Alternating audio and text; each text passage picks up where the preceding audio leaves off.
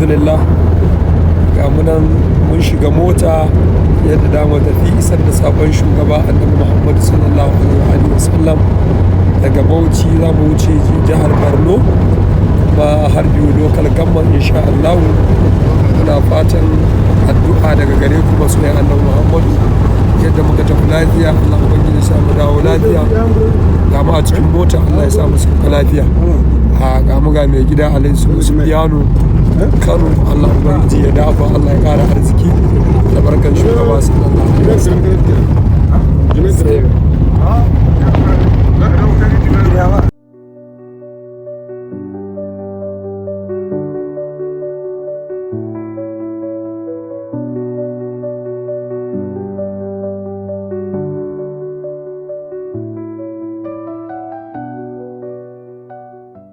We are welcome to you.